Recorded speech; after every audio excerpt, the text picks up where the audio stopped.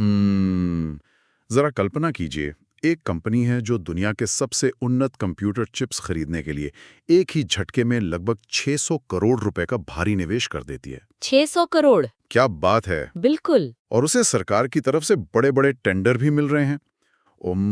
उसके रेवेन्यू में पिछले साल के मुकाबले लगभग 68% का भारी उछाल आता है। बाजार में उनके इंफ्रास्ट्रक्चर की मांग एकदम आसमान छू रही है। सुनकर तो ऐसा लग रहा है जैसे सब कुछ एकदम परफेक्ट चल रहा है। वही तो। लेकिन कहानी में एक ट्विस्ट है। जब वो अपने तिमाही नतीजे घोषित करते हैं तो पता चलता है कि उन्होंने 5.7 करोड़ रुपए का यानी 57 मिलियन का शुद्ध घाटा दर्ज किया है। अरे हाँ, तो कोई भी आम निवेशक ये देखकर घबरा सकता है कि मतलब इतनी तेज ग्रोथ के बावजूद कंपनी घाटे में क्यों है। आज की इस विस्तृत चर्चा में हम इसी पहेली को सुलझाने वाले हैं। बिल्कुल, और ये बहुत जरूरी भी है ना? तो आज हमारे पास स्रोत के रूप में E2E नेटवर्क्स लिमिटेड की Q3 FY26 यानी जनवरी 2026 की अर्निंग्स कॉल का ट्रांसक्रिप्ट है। और मैं बता दूं, ये कोई सामान्य कंपनी का बही खाता नहीं है।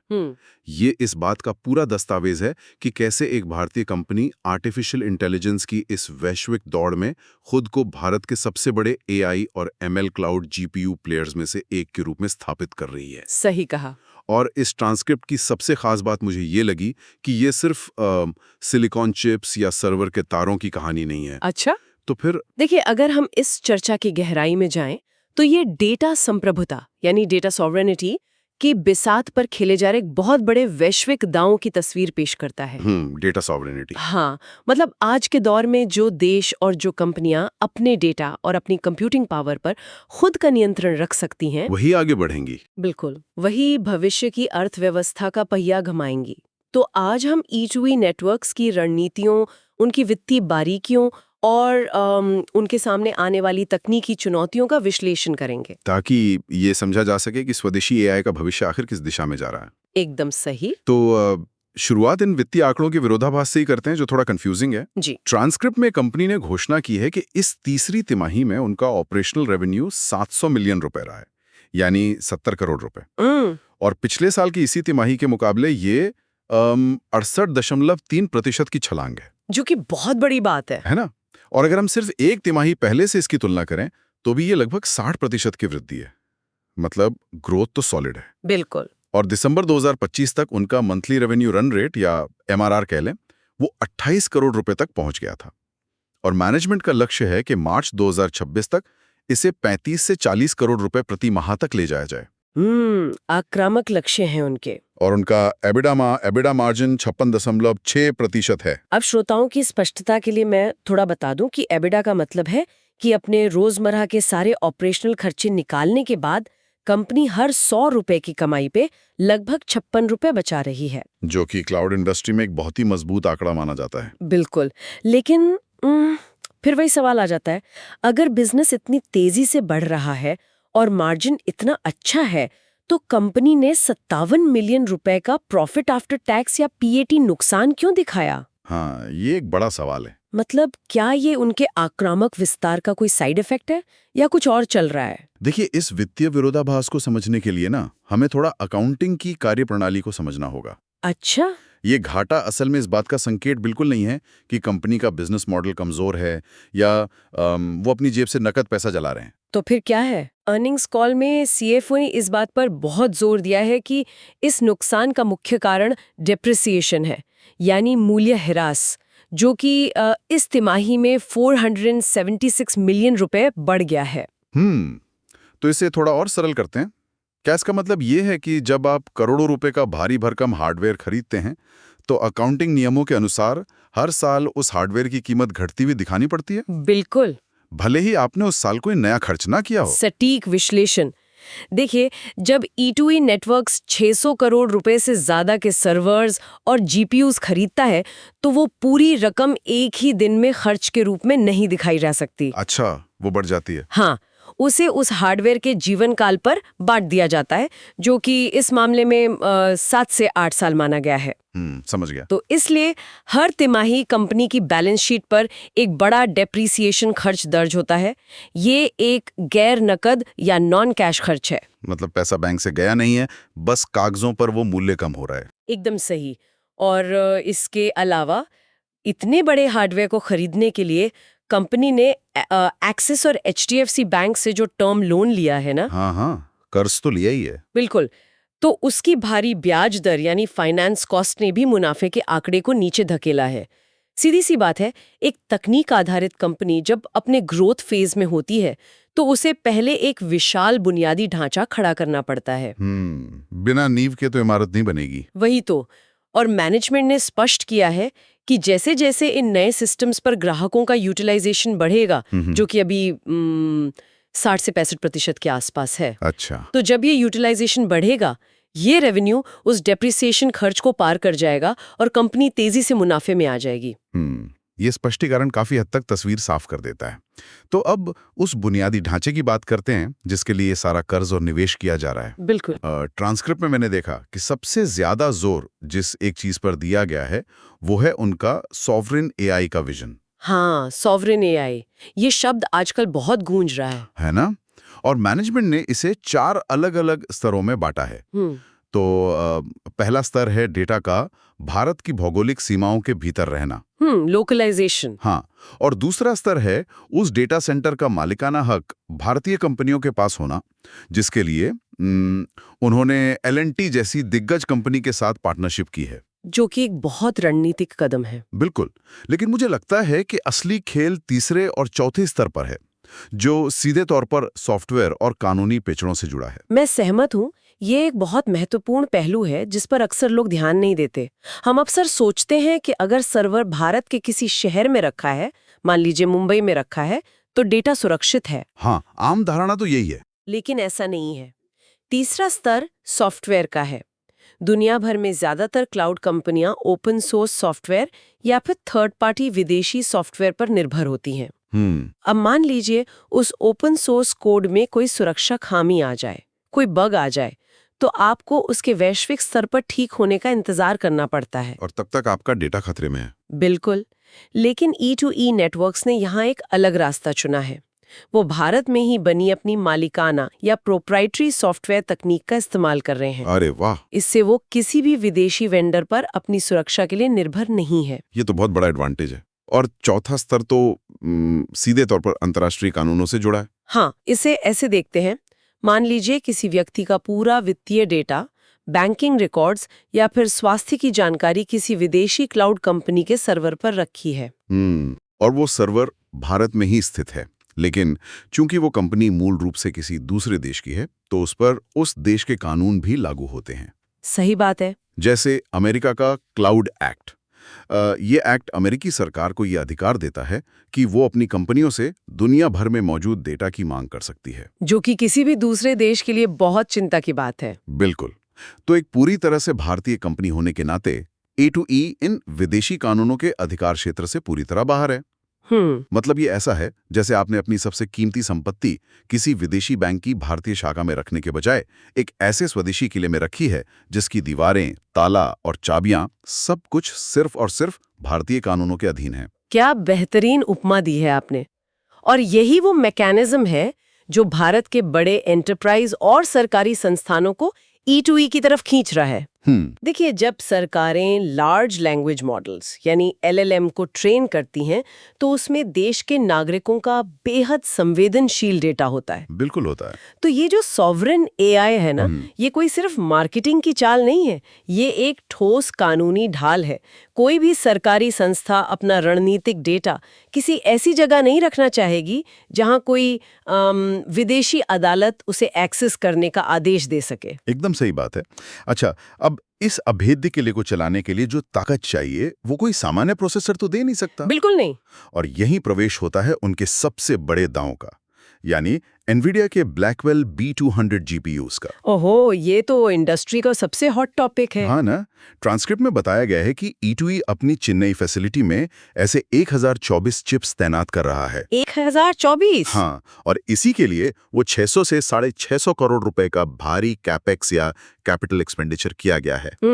लेकिन एक आम इंसान के नजरिए से ये समझना जरूरी है कि इन GPUs में आखिर ऐसा क्या है जो एक सामान्य कंप्यूटर प्रोसेसर मतलब CPU में नहीं होता। आखिर AI के लिए इन्हें इतना अपरिहार्य क्यों माना जाता है? ये बहुत ही बढ़िया सवाल है। देखिए, इसे समझने के लिए हमें कंप्यूटर के काम करने के तरीके को थोड़ा विजुअलाइज करना होगा। अच्छा, बताइए। एक सामान्य CPU की तुलना ना आप एक बहुत ही तेज मास्टर शेफ से कर सकते हैं। हाँ, मास्टर शेफ। हाँ, वो एक बार में एक डिश बहुत तेजी से और बहुत परफेक्शन के साथ बना सकता है। वो काम को एक कतार में करता है, एक के बाद एक। ठीक है। लेकिन जब हम AI लार्ज लैंग्वेज मॉडल्स की बात करते हैं तो हमें एक साथ लाखों करोड़ों कैलकुलेशन करनी होती हैं। बाप रे। हाँ, तो यहाँ वो अकेला मास्टर शेफ काम नहीं आएगा। यहाँ आपको 10,000 साधारण रसोइयों की जरूरत है जो एक ही समय पर एक साथ सब्जियां काट सकें। अच्छा, तो मतलब काम बांट दिया जाता है। बिल्कुल, और GPUs ठीक यही करते हैं। वो पैरेलल प्रोसेसिंग के उस्ताद होते हैं। हाँ। और जब बात एनवीडिया के ब्लैकवेल B200 की आती है तो ये समझ लीजिए कि ये तकनीक की दुनिया का सबसे विशाल और उन्नत किचन है। क्या बात है। ये विशेष रूप से AI की भारी भरकम गणितीय गणनाओं के लिए ही डिजाइन किया गया है। तो इस विशाल किचन से जो कमाई की उम्मीद की जा रही है वो भी उसी पैमाने की होगी फिर? बिल्कुल।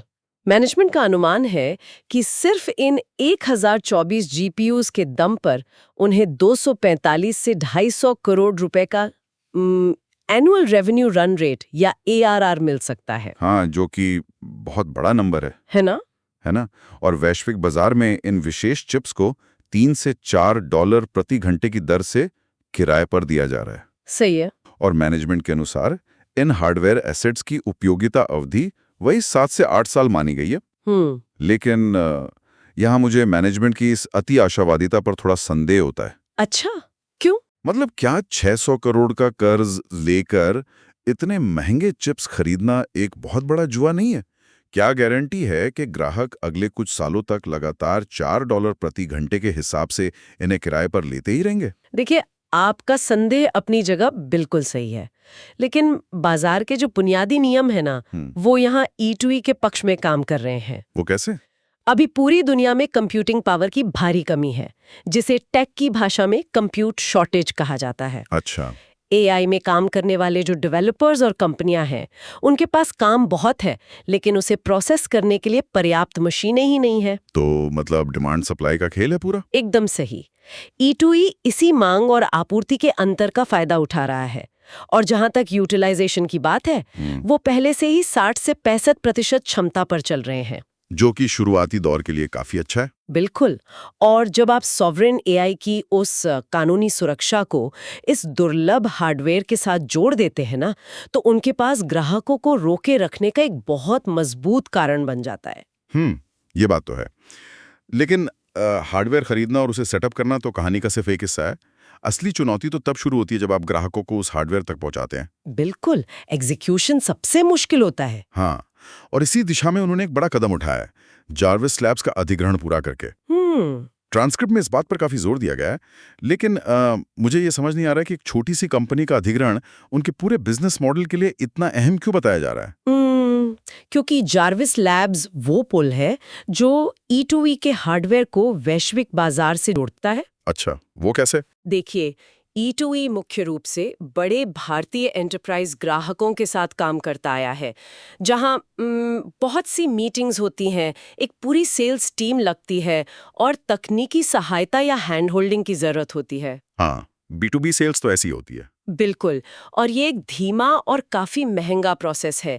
लेकिन जार्विस लैब्स ने एक ऐसा इंटीग्रेटेड सेल्फ सर्विस प्लेटफॉर्म तैयार किया है जहां कोई इंसानी दखल जरूरी ही नहीं है। अरे, मतलब पूरी तरह ऑटोमेटेड? हाँ, इसका सीधा सा मतलब ये है कि मान लीजिए जर्मनी या जापान में बैठा कोई AI डेवलपर रात के 2 बजे अपना मॉडल ट्रेन करना चाहता है, तो वो बस जार्विस लैब्स के प्लेटफॉर्म पर लॉगिन करेगा, अपना क्रेडिट कार्ड स्वाइप करेगा, 5 घंटे के लिए जीपीयू किराए पर लेगा, अपना काम खत्म करेगा और चला जाएगा। क्या बात है। ये बिना किसी सेल्स टीम के छोटे टिकट साइज वाले लेकिन बहुत ही उच्च मार्जिन वाले ग्राहकों को आकर्षित करने का एक तरह का स्वचालित इंजन है। ये तो बिजनेस को एक अलग ही रफ्तार देने वाली बात हो गई। और भारत के भीतर भी उन्हें एक बहुत बड़ा सहारा मिल रहा है इंडिया एआई मिशन से। बिल्कुल। इस सरकारी मिशन के तहत सॉवरेन एलएलएम्स को ट्रेन करने का काम तो चल ही रहा है, लेकिन अर्निंग्स कॉल से एक जो सबसे दिलचस्प बात निकल कर आई ना, वो कोई नई तकनीक नहीं थी। अच्छा? हाँ, बल्कि भुगतान का एक साधारण सा नियम था।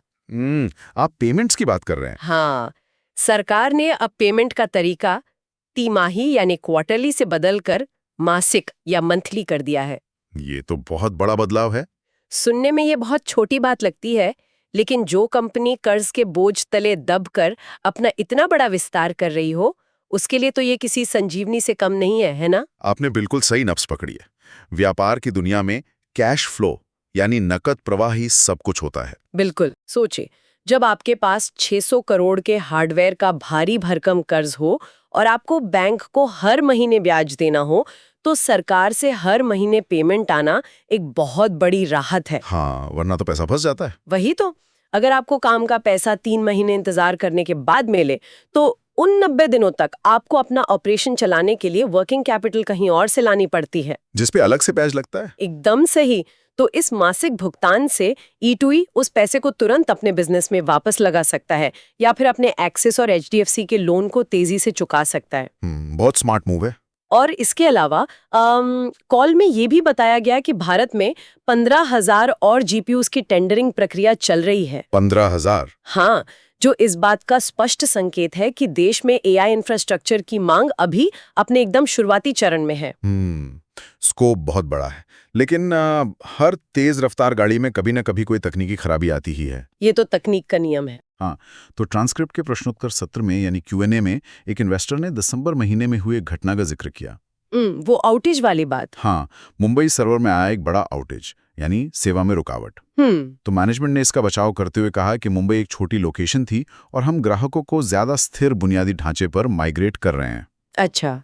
लेकिन मुझे लगता है कि ये कोई मामूली बात नहीं है जिसे आसानी से नजरअंदाज किया जा सके। बिल्कुल नहीं। मतलब क्लाउड बिजनेस में अप टाइम सबसे अहम होता है। इसे इस तरह से समझिए, अगर एक कमर्शियल हवाई जहाज का एक इंजन हवा में खराब हो जाए तो जहाज आसमान से गिरना नहीं चाहिए। सही बात है। उसका दूसरा इंजन बिना किसी रुकावट के काम संभाल लेता है। इसी को रिडंडेंसी कहते हैं। तो अगर मुंबई में किसी सर्वर में कोई खराबी आई भी तो पूरे क्लाइंट का काम ठप क्यों हो गया? क्या ये घटना श्रोताओं और इन्वेस्टर्स के लिए एक खतरे की घंटी नहीं है? देखिए, आपकी वो हवाई जहाज वाली उपमा एकदम सटीक है। और क्लाउड इंडस्ट्री में ना, इस दूसरे इंजन को संभालने वाले विभाग को साइट रिलायबिलिटी इंजीनियरिंग या SRE कहा जाता है। SRE? अच्छा। हाँ। SRE का पूरा काम ही ये सुनिश्चित करना है कि हार्डवेयर के फेल होने की स्थिति में सिस्टम ऑटोमेटिक रूप से दूसरे सर्वर पर शिफ्ट हो जाए बिना किसी को पता चले। बिल्कुल, जिसे फेल ओवर मैकेनिज्म कहते हैं। अब देखिए, जब कोई ग्राहक AI का कोई बड़ा मॉडल ट्रेन कर रहा होता है तो वो प्रक्रिया कुछ घंटों की नहीं होती, वो हफ्तों तक लगातार चलती है। बाप रे।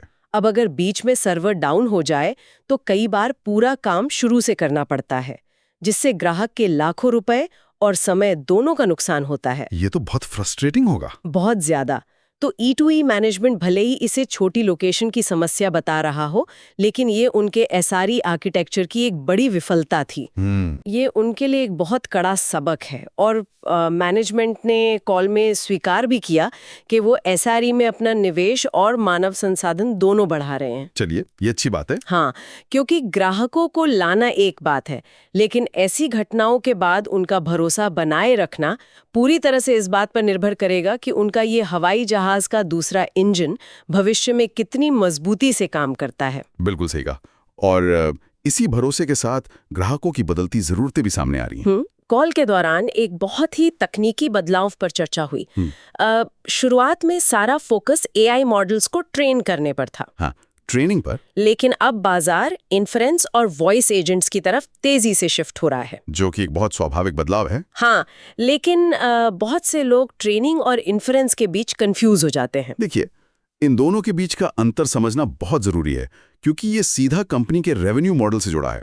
अच्छा, वो कैसे? कि लाइब्रेरी की किताबें पढ़ाकर ज्ञान देना। हम्म इसमें भयंकर कंप्यूटिंग पावर और बहुत समय लगता है, लेकिन ये काम एक बार पूरा हो जाता है। ठीक है। इसके विपरीत इन्फ्रेंस वो प्रक्रिया है जब वो पढ़ा लिखा एआई मॉडल असल दुनिया में लोगों के सवालों के जवाब देता है। ओहो, मतलब प्रैक्टिकल एप्लीकेशन। बिल्कुल। जैसे जब आप किसी कस्टमर केयर नंबर पर फोन करते हैं और दूसरी तरफ से कोई एआई वॉइस एजेंट आपसे बात कर रहा होता है, हाँ हाँ। तो वो हर पल इन्फ्रेंस का इस्तेमाल कर रहा है। ट्रेनिंग एक प्रोजेक्ट आधारित काम है जो कभी खत्म भी हो सकता है, लेकिन इन्फ्रेंस एक 24 घंटे और 7 दिन चलने वाली प्रक्रिया है। E2E के लिए इसका सीधा सा मतलब ये है कि इन्फ्रेंस का काम उनके लिए एक बहुत ही स्थिर और लगातार आने वाले रेवेन्यू का जरिया बनेगा, जो कि ट्रेनिंग के झटकों से ज्यादा सुरक्षित है। एकदम सही। अच्छा। हार्डवेयर के भविष्य को लेकर एक और बहुत ही दिलचस्प बहस उस कॉल में हुई। कौन सी? एक इन्वेस्टर ने सीधा सवाल पूछा कि जब दुनिया भर में कस्टम चिप्स या ASICs को ज्यादा किफायती और ऊर्जा बचाने वाला माना जा रहा है, हाँ, ASICs की चर्चा तो बहुत है। तो फिर E2E पूरी तरह से एनवीडिया के चिप्स पर ही क्यों निर्भर है? मैनेजमेंट ने साफ किया कि वो बाजार की मांग के अनुसार चलेंगे, लेकिन फिलहाल एनवीडिया का कोई विकल्प नहीं है। तो ऐसा क्यों है कि एनवीडिया ने इस पूरे बाजार पर एक तरह का एकाधिकार बना रखा है? देखिए, इसका जवाब ना सिर्फ हार्डवेयर में नहीं बल्कि सॉफ्टवेयर में छिपा है। अच्छा, सॉफ्टवेयर में? हाँ, एनवीडिया ने सिर्फ बेहतरीन चिप्स ही नहीं बनाए, बल्कि उन्होंने कूडा नाम का एक पूरा सॉफ्टवेयर इकोसिस्टम भी विकसित किया है। कूडा। अब सोचिए, दुनिया भर के एआई डेवलपर्स ने पिछले 1 दशक में जो भी कोड लिखा है वो मुख्यतः इसी कूडा पर आधारित है। ओके। ये ऐसा है जैसे दुनिया की सारी महत्वपूर्ण किताबें सिर्फ एक ही भाषा में लिखी गई हों। समझ गया। तो भले ही कोई दूसरी कंपनी सस्ता हार्डवेयर बना ले, डेवलपर्स के लिए रातों रात उस नई भाषा को सीखना और अपने सालों के कोड को बदलना लगभग असंभव है। ये तो बहुत बड़ी खाई है। बिल्कुल। यही कूडा इकोसिस्टम एनवीडिया की सबसे बड़ी खाई या मोट है, और E2E उसी सुरक्षित रास्ते पर चल रहा है जहां डेवलपर्स पहले से ही मौजूद हैं। तो इस पूरी चर्चा को अगर हम समेटें तो सवाल ही उठता है कि ये सब हम सभी के लिए क्यों मायने रखता है? बिल्कुल, ये जानना सबसे जरूरी है। आज जब हम अपने फोन पर वॉइस असिस्टेंट से बात करते हैं, कोई AI टूल पल भर में हमारी रिपोर्ट तैयार कर देता है। हाँ। या जब हम अपना बैंकिंग ऐप खोलकर सुरक्षित लेन देन करते हैं, तो हम उस जादू के पीछे की मशीनरी नहीं देखते, हम सिर्फ फ्रंट एंड देखते हैं। बिल्कुल। लेकिन उस पूरी व्यवस्था की नींव उम्मीद E2E नेटवर्क्स जैसे क्लाउड इंफ्रास्ट्रक्चर और डेटा सेंटर्स पर ही टिकी है। सही कहा। उनका ये सफर हमें दिखाता है कि कैसे भारत का डेटा भारत में ही सुरक्षित रखते हुए एक समानांतर स्वदेशी तकनीकी ढांचा तैयार किया जा रहा है, जो विदेशी कानूनों की पहुंच से बिल्कुल दूर है। लेकिन इस विस्तृत विश्लेषण के अंत में स्रोत सामग्री से ही उपजा एक बहुत ही गहरा और विचारोत्तेजक सवाल हमारे सामने खड़ा होता है। वो क्या? जिस पर सबको विचार करना चाहिए।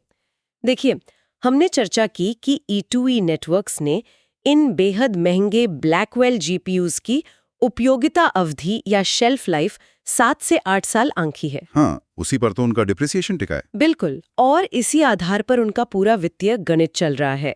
लेकिन जरा AI की दुनिया में इनोवेशन की रफ्तार को देखिए, जो कि बहुत तेज है। बहुत तेज। हर कुछ महीनों में चिप्स की एक नई पीढ़ी सामने आ रही है। कस्टम चिप्स या ASICs की चर्चा इतनी तेज है कि बड़ी-बड़ी टेक कंपनियां खुद के सिलिकॉन डिजाइन कर रही हैं।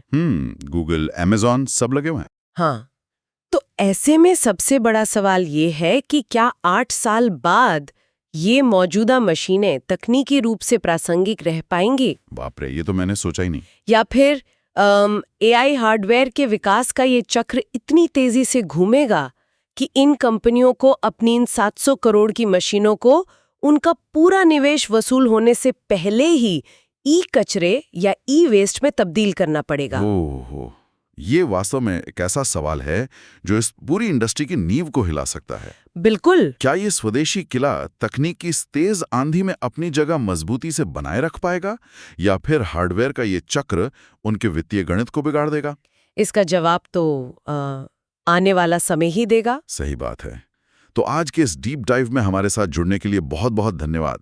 हम आगे भी ऐसे ही जटिल लेकिन बेहद महत्वपूर्ण विषयों की तह तक जाते रहेंगे, ताकि सभी श्रोता हमेशा एक कदम आगे रहें। बिल्कुल, चर्चा जारी रहेगी।